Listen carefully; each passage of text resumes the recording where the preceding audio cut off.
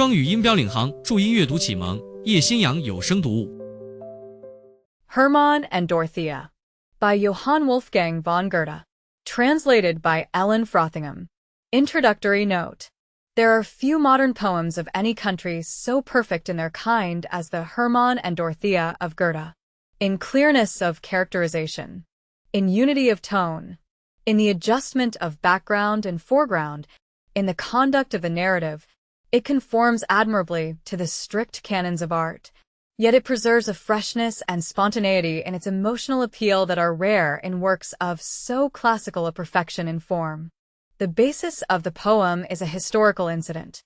In the year 1730, the Archbishop of Salzburg drove out of his diocese 1,000 Protestants, who took refuge in South Germany, and among whom was a girl who became the bride of the son of a rich burgher.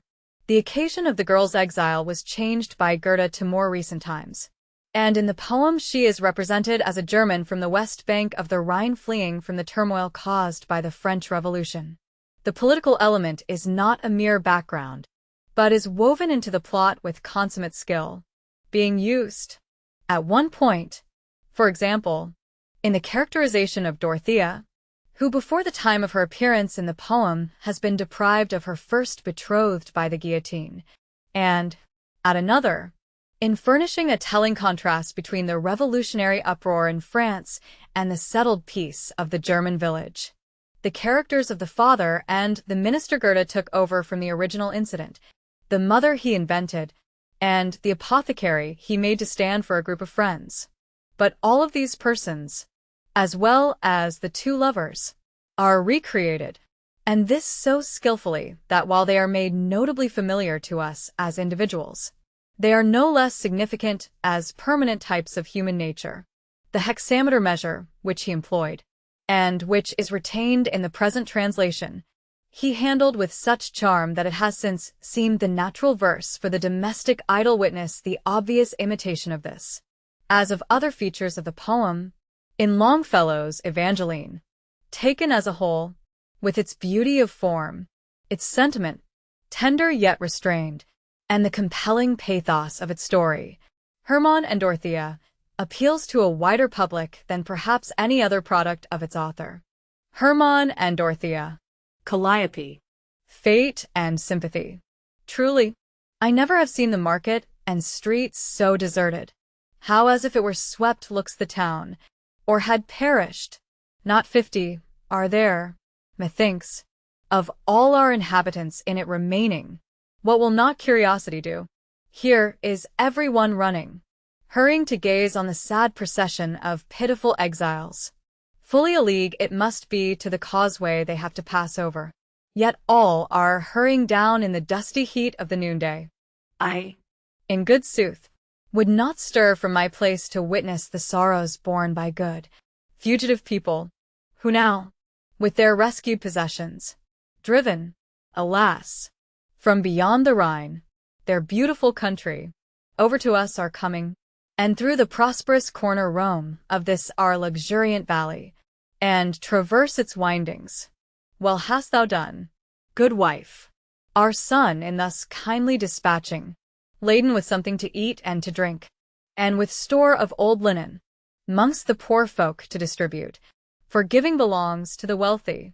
How the youth drives, to be sure, what control he has over the horses! Makes not our carriage a handsome appearance, the new one? With comfort, for it could be seated within, with a place on the box for the coachman. This time, he drove by himself. How lightly it rolled round the corner! Thus, as he sat at his ease in the porch of his house on the market, unto his wife was speaking mine host of the Golden Lion. Thereupon answered, and said the prudent, intelligent housewife, Father, I am not inclined to be giving away my old linen, since it serves many a purpose, and cannot be purchased for money, when we may want it. Today, however, I gave, and with pleasure, many a piece that was better, indeed, in shirts and in bedclothes, for I was told of the aged and children who had to go naked. But wilt thou pardon me, Father? Thy wardrobe has also been plundered, and, in especial, the wrapper that has the East Indian flowers, made of the finest of chintz, and lined with delicate flannel, gave I away. It was thin and old, and quite out of the fashion. Thereupon answered and said, with a smile, the excellent landlord, Faith, I am sorry to lose it. My good old calico wrapper, real East Indian stuff. I never shall get such another. Well, I had given up wearing it. Nowadays, custom compels us always to go in surtout, and never appear but in jacket, always to have on our boots. Forbidden our nightcap and slippers. See, interrupted the wife. Even now some are yonder returning, who have beheld the procession. It must, then, already be over. Look at the dust on their shoes, and see how their faces are glowing. Every one carries his kerchief, and with it is wiping the sweat off. Not for a sight like that would I run so far, and so suffer, through such a heat. In sooth, enough shall I have in the telling. Thereupon answered and said, with emphasis, thus, the good father, rarely does weather like this attend such a harvest as this is. We shall be bringing our grain in dry, as the hay was before it, not the least cloud to be seen. So perfectly clear is the heaven, and, with delicious coolness, the wind blows in from eastward. That is the weather to last. Overripe are the cornfields already. We shall begin on the morrow to gather our copious harvest. Constantly, while he thus spoke, the crowds of men and of women grew, who their homeward way were over the marketplace wending, and, with the rest, there also returned, his daughters beside him, back to his modernized house on the opposite side of the market, foremost merchant of all the town, their opulent neighbor, rapidly driving his open barouche. It was builded in landau. Lively now grew the streets, for the city was handsomely peopled. Many a trade was therein carried on, and large manufactures. Under their doorway, thus the affectionate couple were sitting, pleasing themselves with many remarks on the wandering people. Finally broken, however, the worthy housewife, exclaiming, Yonder our pastor, see, is hitherward coming, and with him comes our neighbor the doctor. So they shall everything tell us, all they have witnessed abroad, and which 'tis a sorrow to look on. Cordially then the two men drew nigh, and saluted the couple, sat themselves down on the benches of wood that were placed in the doorway, shaking the dust from their feet, and fanning themselves with their kerchiefs. Then was the doctor, as soon as exchanged were the mutual greetings, first to begin, and said, almost in a tone of vexation, Such is mankind, forsooth, and one man is just like another, liking to gape and to stare when ill luck has befallen his neighbor. Every one hurries to look at the flames, as they soar in destruction, runs to behold the poor culprit, to execution conducted. Now all are sallying forth to gaze on the need of these exiles, nor is there one who considers that he, by a similar fortune, may, in the future, if not indeed next, be likewise o'ertaken. Levity not to be pardoned, I deem, yet it lies in man's nature. Thereupon answered and said the noble, intelligent pastor, ornament he of the town, still young, in the prime of his manhood. He was acquainted with life, with the needs of his hearers acquainted, deeply imbued he was with the Holy Scriptures' importance, as they reveal man's destiny to us, and man's disposition, thoroughly versed, besides, in best of secular writings. I should be loath, he replied, to censure an innocent instinct, which to mankind by good Mother Nature has always been given, what understanding and reason may sometimes fail to accomplish. Oft will such fortunate impulse, that bears us resistlessly with it, did curiosity draw not man with its potent attraction, say, would he ever have learned how harmoniously fitted together worldly experiences are? For first what is novel he covets, then with unwearying industry follows he after the useful, finally longs for the good by which he is raised and ennobled. While he is young, such lightness of mind is a joyous companion, traces of pain-giving evil effacing as soon as 'tis over. He is indeed to be praised, who, out of this gladness of temper, has in his ripening years a sound understanding developed, who, in good fortune or ill, with zeal and activity labors.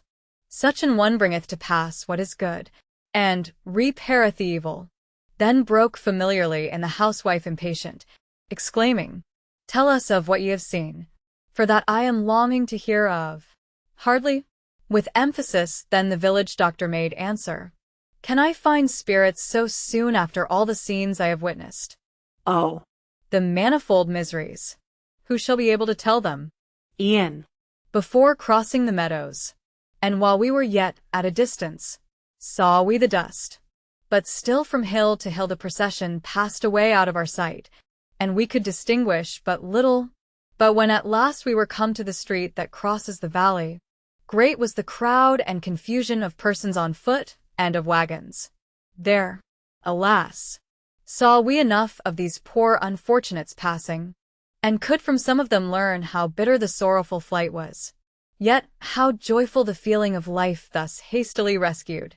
Mournful it was to behold the most miscellaneous chattels, all those things which are housed in every well-furnished dwelling, all by the housekeeper's care set up in their suitable places, always ready for use. For useful is each and important. Now these things to behold, piled up on all manner of wagons, one on the top of another, as hurriedly they had been rescued. Over the chest of drawers were the sieve and wool coverlet lying. Thrown in the kneading trough lay the bed, and the sheets on the mirror. Danger, alas, as we learned ourselves in our great conflagration 20 years since, will take from a man all power of reflection, so that he grasps things worthless and leaves what is precious behind him.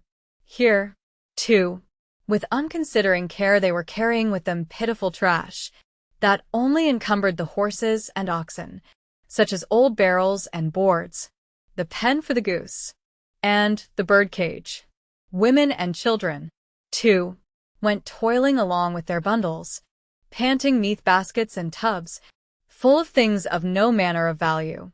So unwilling is man to relinquish his meanest possession.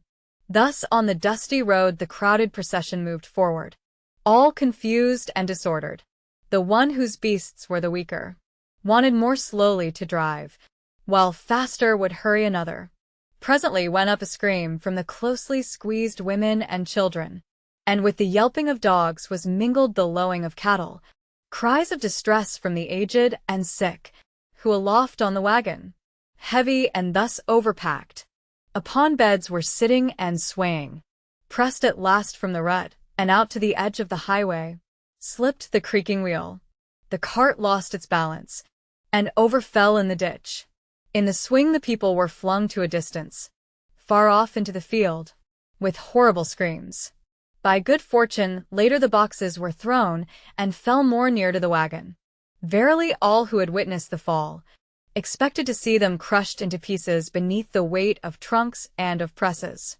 So lay the cart all broken to fragments, and helpless the people, keeping their onward way. The others drove hastily by them, each thinking only of self, and carried away by the current. Then we ran to the spot, and found the sick and the aged, those who at home and in bed could before their lingering ailments scarcely endure, lying bruised on the ground, complaining and groaning, choked by the billowing dust, and scorched by the heat of the noonday.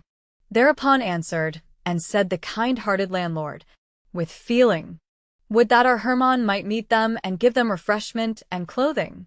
Loath should I be to behold them. The looking on suffering pains me. Touched by the earliest tidings of their so cruel afflictions, hastily sent we a mite from out of our superabundance, only that some might be strengthened, and we might ourselves be made easy. But let us now no longer renew these sorrowful pictures, knowing how readily fear steals into the heart of us mortals, and anxiety, worse to me than the actual evil. Come with me into the room behind, our cool little parlor, where no sunbeam air shines, and no sultry breath ever enters through its thickness of wall. There mother will bring us a flagon of our old 83, with which we may banish our fancies. Here, 'tis not cozy to drink. The flies so buzz round the glasses. Thither adjourned they then, and all rejoiced in the coolness. Carefully brought forth the mother the clear and glorious vintage, cased in a well-polished flask, on a waiter of glittering pewter, set round with large green glasses, the drinking cups meet for the Rhine wine. So sat the three together about the highly waxed table, gleaming and round and brown, that on mighty feet was supported, joyously rang at once the glasses of landlord and pastor. But his motionless held the third, and sat lost in reflection, until with words of good humor the landlord challenged him, saying, Trattino, come. Sir neighbor, empty your glass, for God in his mercy thus far has kept us from evil, and so in the future will keep us. For who acknowledges not that since our dread conflagration, when he so hardly chastised us, he now is continually blessing, constantly shielding, as man the apple of his eye watches over, holding it precious and dear above all the rest of his members? Shall he in time to come not defend us and furnish us succor? Only when danger is nigh do we see how great is his power. Shall he this blooming town which he once by industrious burghers built up afresh from its ashes, and afterwards blessed with abundance, now demolish again, and bring all the labor to nothing?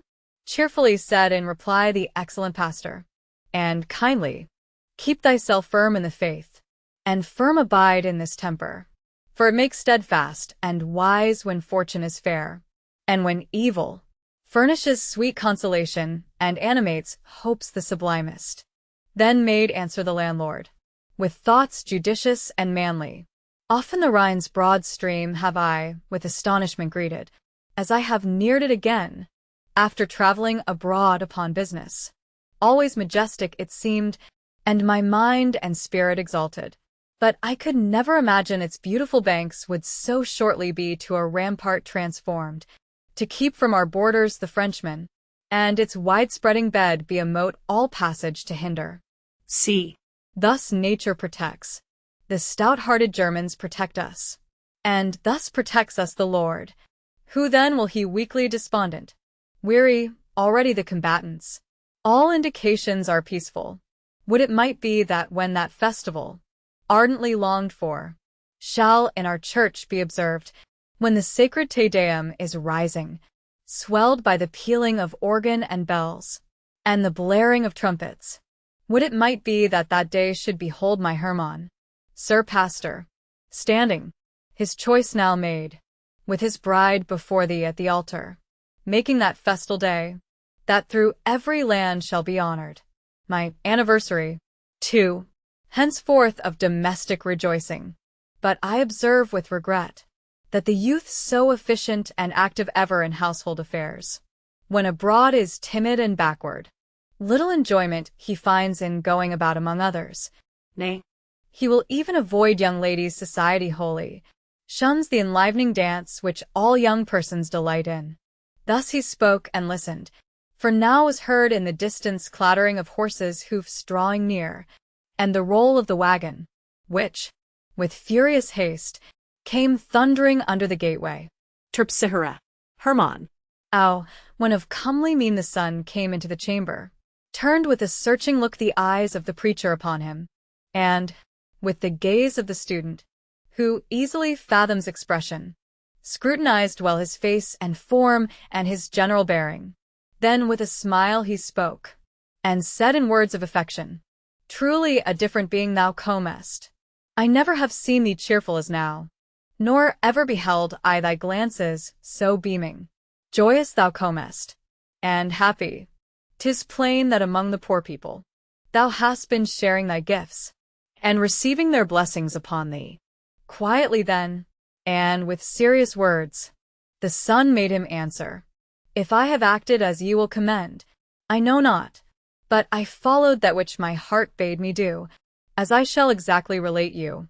Thou wert, mother, so long in rummaging 'mong thy old pieces, picking and choosing, that not until late was thy bundle together. Then to the wine, and the beer took care, and time in the packing. When I came forth through the gateway at last, and, out on the high road, backward the crowd of citizens streamed with women and children, coming to meet me, for far was already the band of the exiles. Quicker I kept on my way, and drove with speed to the village, where they were meaning to rest, as I heard, and tarry till morning. Thitherward up the new street as I hasted, a stout timbered wagon, drawn by 2 oxen, I saw, of that region the largest and strongest.